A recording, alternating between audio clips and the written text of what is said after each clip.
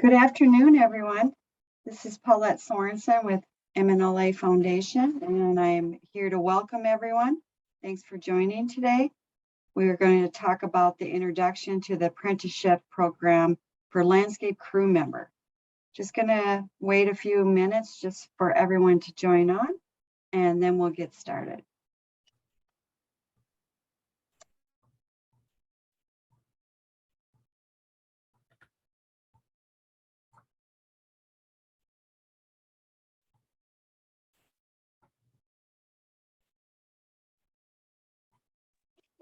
Okay, I think we'll get started. My name is Paulette Sorensen, and I'm the MNLA Foundation Manager at the Minnesota Nursery and Landscape Association. I'm delighted to have Leslie Philmon with us today to discuss the new Registered Landscape Crew Member Apprentice program. This webinar will be recorded and will be available at MNLA.biz website. As well, we will include a link in a follow-up email. A few tips regarding how this webinar works. You have the option of receiving audio through your telephone or your computer speakers. To eliminate feedback, please use only one audio source. All phones are muted during the program. You may ask questions by typing them using the Q&A or chat feature found at the bottom of your screen. We will cover them at the end of the presentation. After the webinar, a very brief survey will be emailed to you requesting feedback on this webinar and a link to the webinar recording. Without further ado, I am pleased to introduce our speaker, Leslie Philmon. Leslie is a senior field representative for the Minnesota Department of Labor and Industry, working in the Apprenticeship Minnesota unit, where she promotes and develops registered apprenticeship programs. Leslie's professional experience includes workforce and career development, training and human resources, and higher education. Her primary focus is assisting employers in growing a highly skilled and engaged workforce and creating pathways to thriving careers for job seekers and individuals interested in expanding their skills. Welcome, Leslie. Thank you. And thanks everybody for participating in the session today. Happy to be here to talk about registered apprenticeship. As Paulette mentioned, I am a senior field representative with Apprenticeship Minnesota. And in that, there are a number of different representatives on our team. Laurent Latimer and myself, we're basically the development arm of Apprenticeship Minnesota. So we handle a lot of the developing of new registered apprenticeship programs. And we partner, that's our role, is to assist employers in the process from beginning to during the life of the apprenticeship program. And I'll get a little more into that as we continue on in the presentation.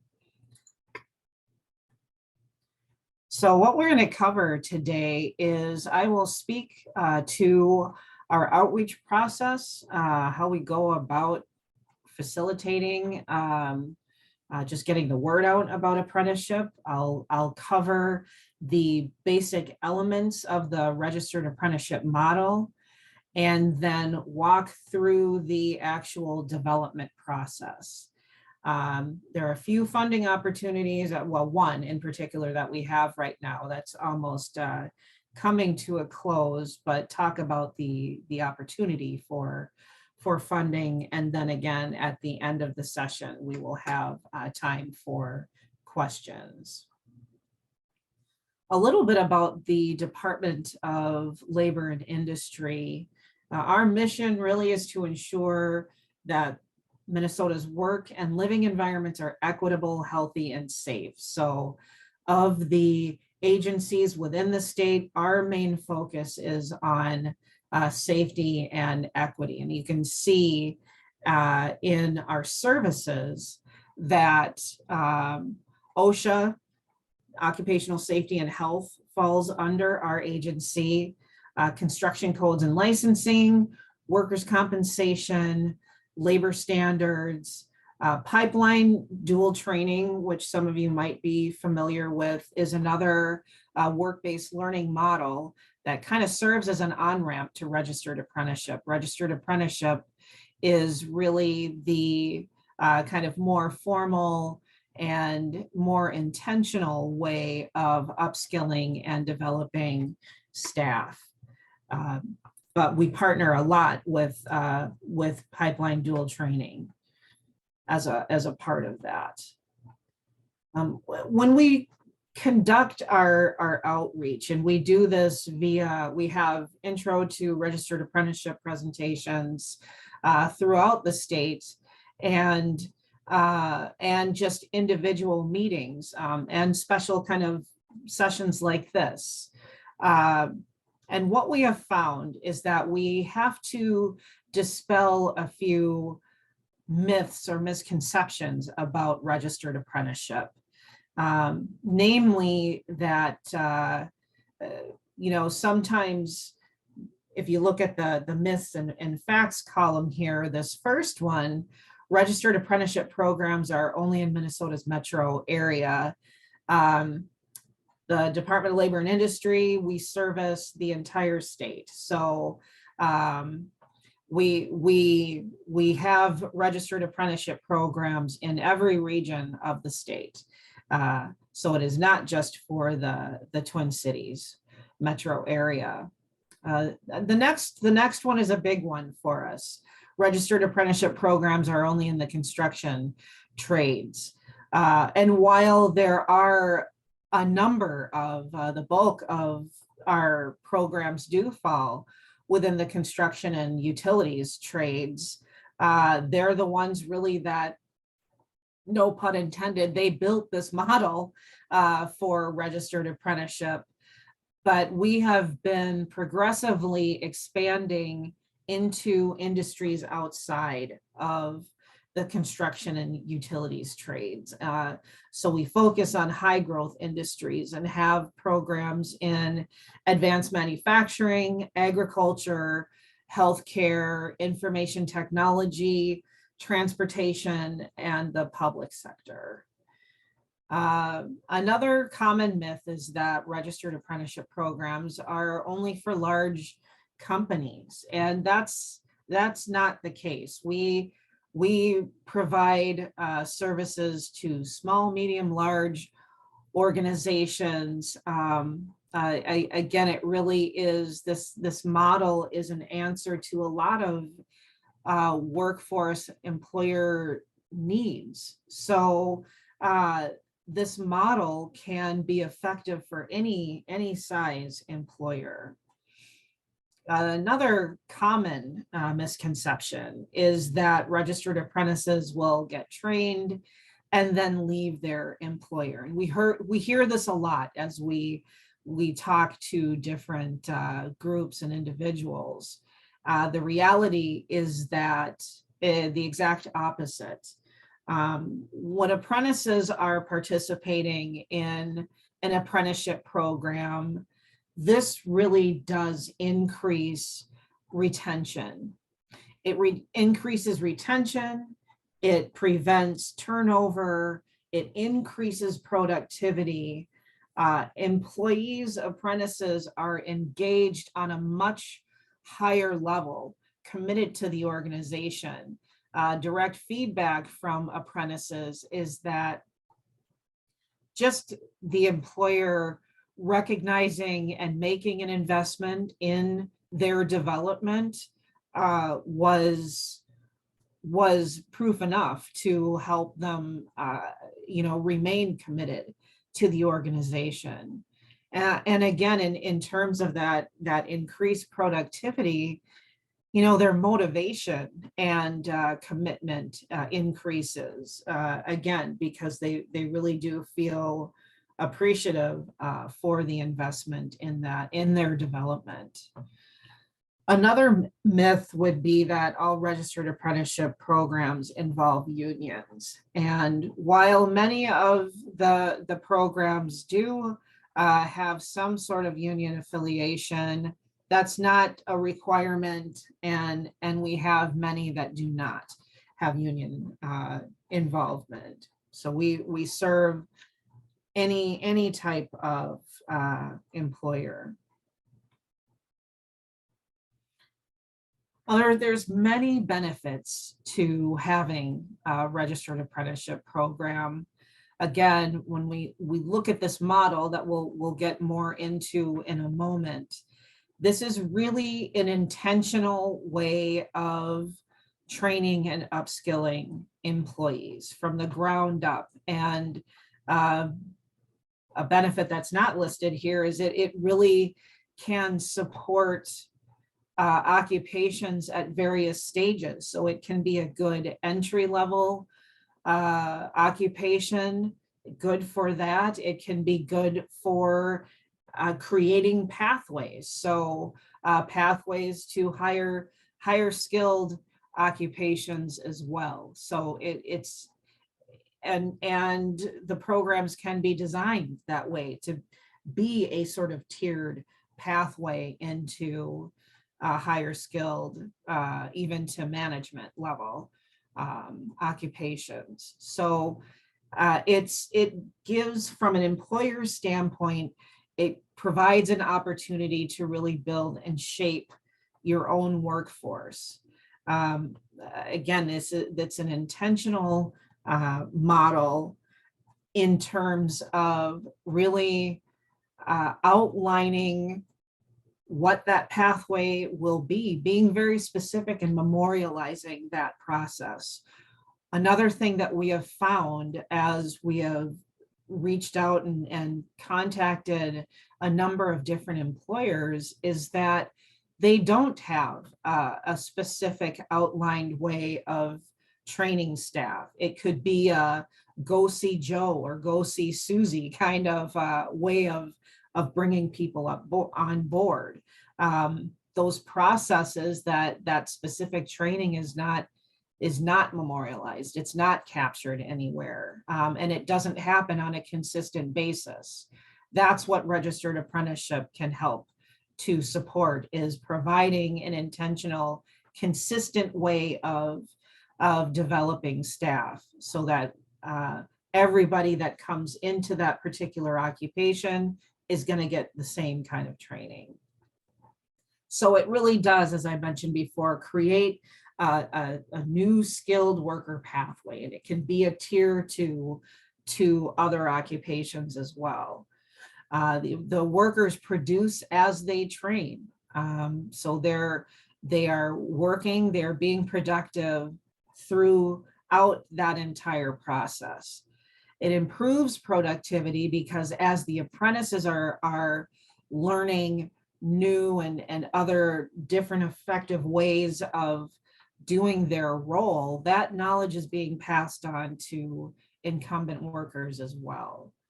As I mentioned before, it reduces employee turnover. Again, they're engaged on a higher level so that retention is increased, as well as retaining that organizational knowledge. What we have seen, and I think what a lot of people are experiencing now, is a lot of shifting within their organizations. People are transitioning out for one reason or another, and a big reason is retiring. And when those individuals leave, that knowledge leaves with them. This is a way, again, of ensuring that that knowledge stays within the organization. There are also incentives to employers to hire veterans. So those are just some of the benefits to the employer. Now, if we switch to the apprentice themselves, the big one is that they are employed from day one.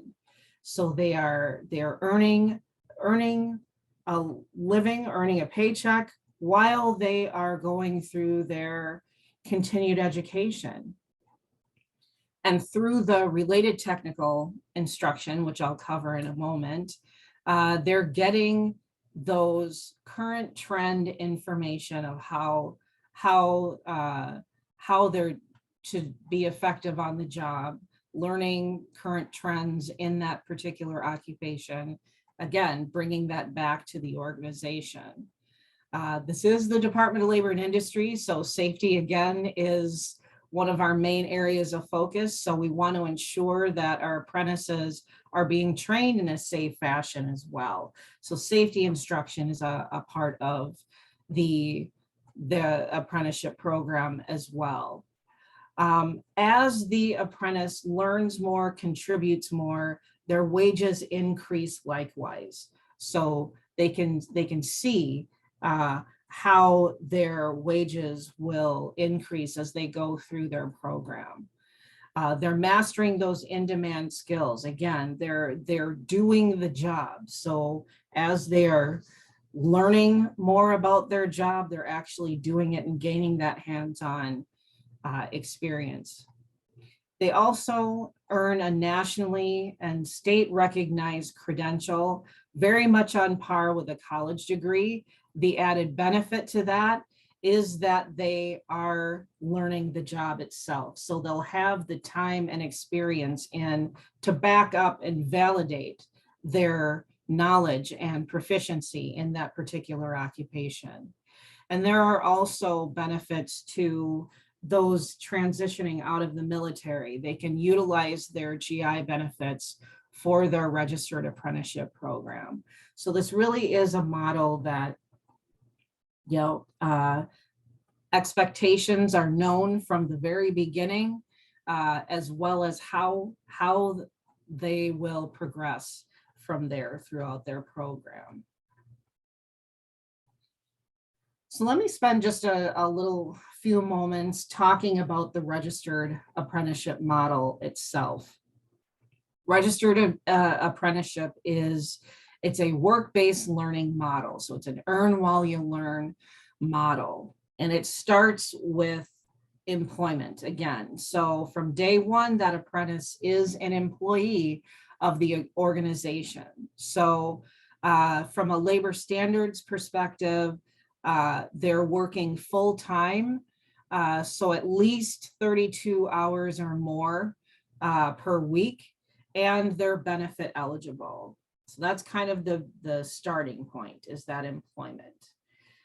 From there are 3 different categories of training.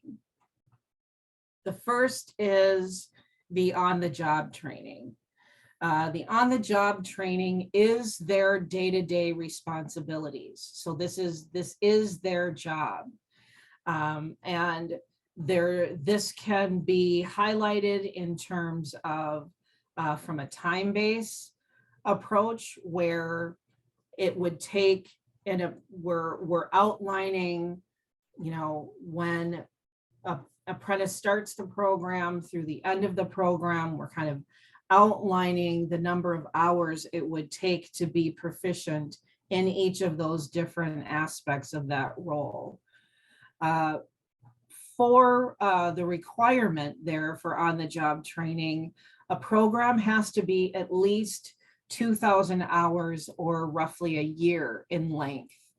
And in addition to that, the apprentices will have what we call a journey worker or mentor, a subject matter expert that can provide that feedback and additional support to the apprentice as they go through their program. The benefit to the apprentice is once they complete the program, they then can be that subject matter expert to new apprentices coming through. So you can look at this too as kind of a succession and leadership development program as well. It is occupation specific. So as we look at different occupations, the length of the program might be is dependent upon that occupation, but the requirement is that the apprentice will have at least 2,000 hours to complete, or again, roughly a year.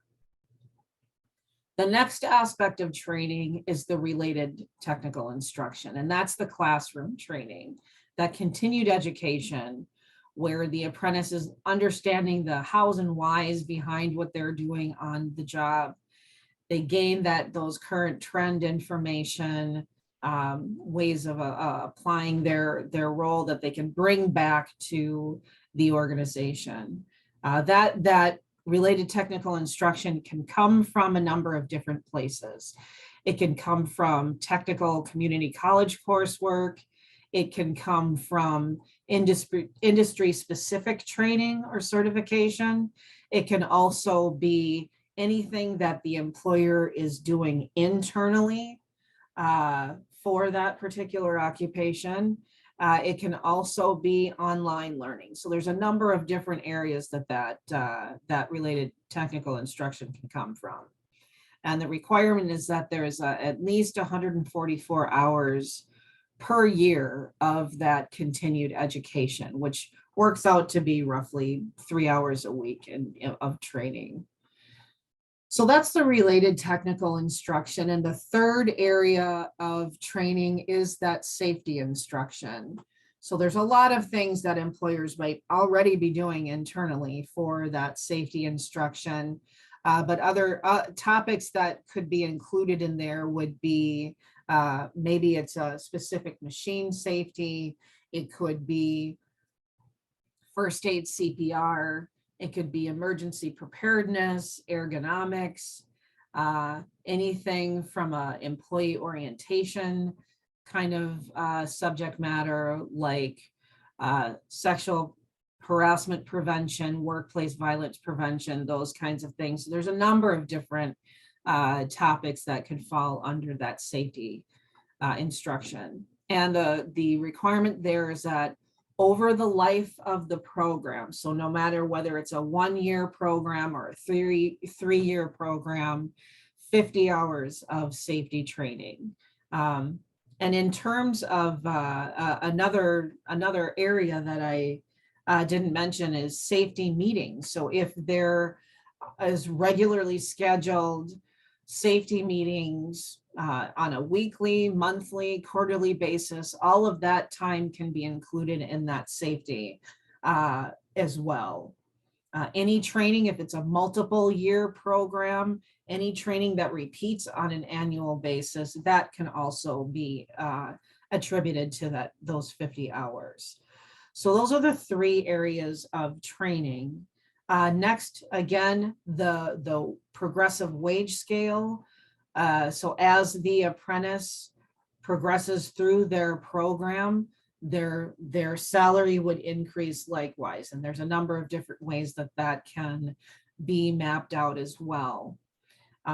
Preferably during, but for sure by the time the apprentice completes their program, we look to see that they are earning a livable wage.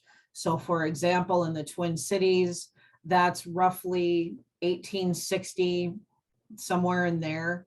It does depend on the region as well as the occupation itself. So, but again, we like to see that they are earning a livable wage. And then again, they earn that credential at the end of their program.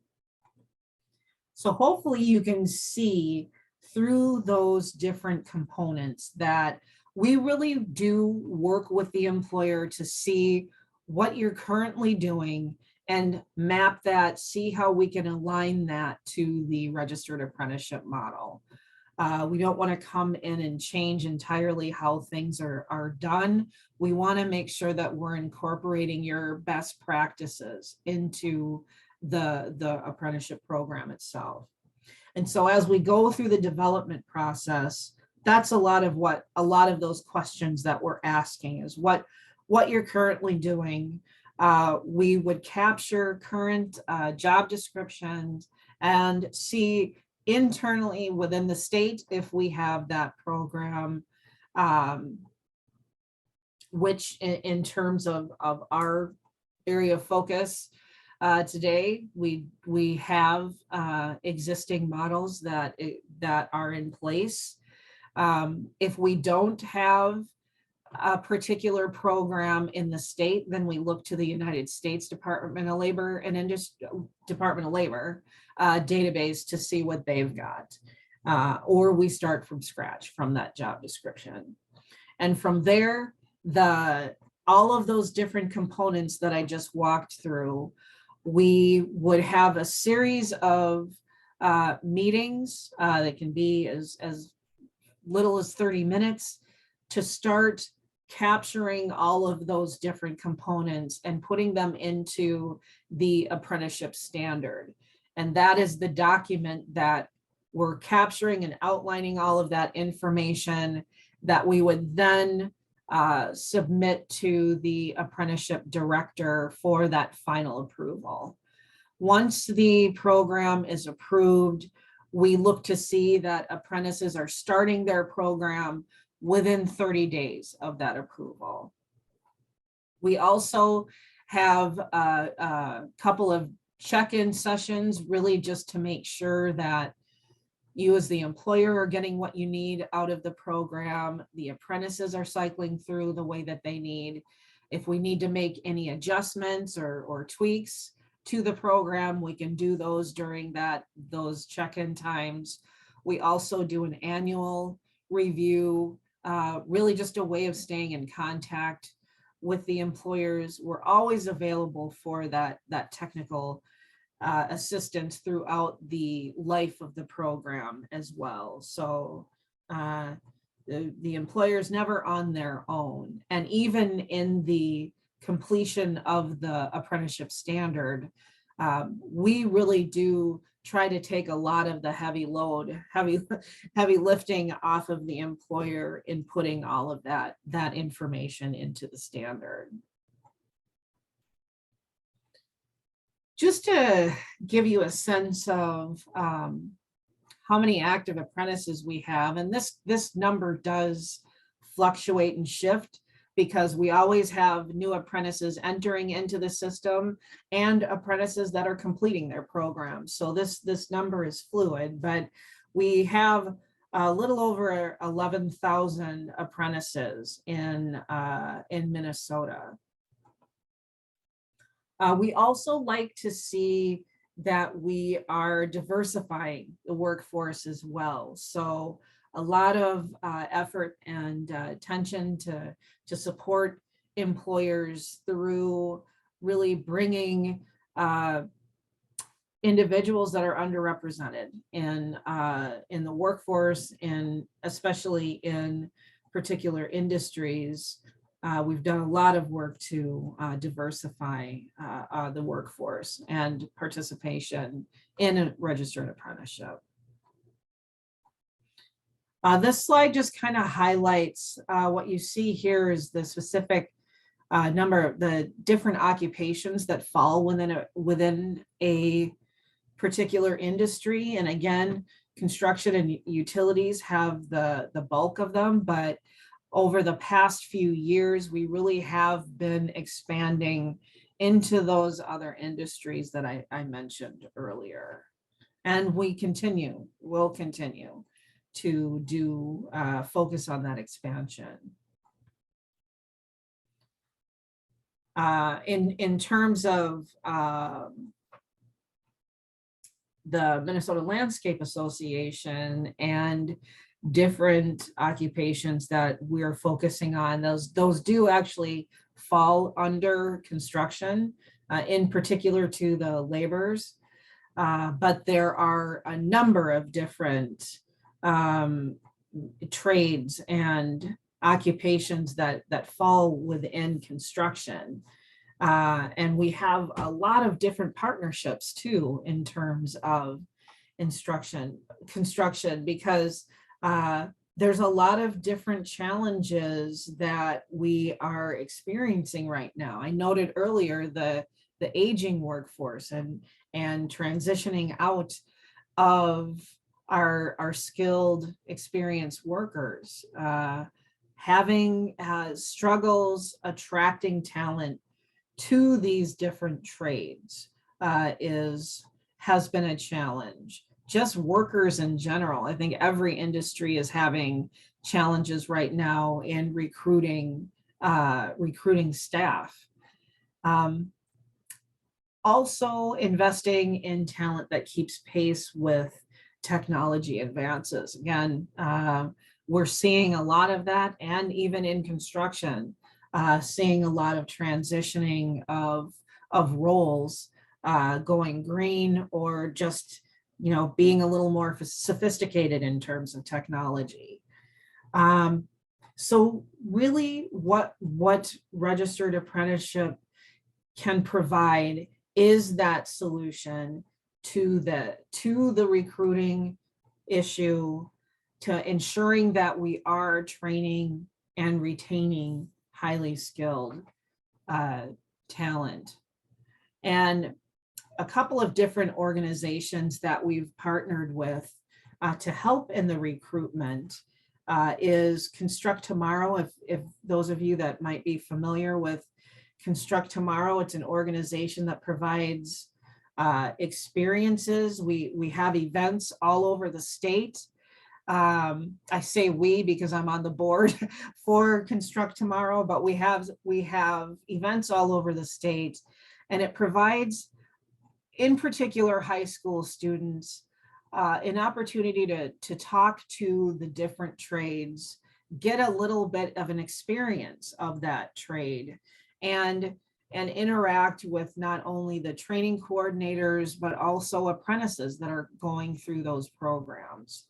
So it's a great opportunity to build some awareness and knowledge to high school students. And constructioncareers.org is another good organization as well. And we partner with a lot of community-based organizations as well. This slide is just highlighting some of the different occupations that would fall in some of those different industries.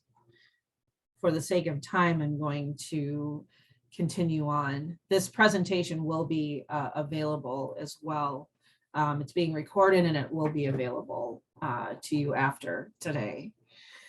Some of the other questions that we get is around youth and youth involvement in apprenticeship.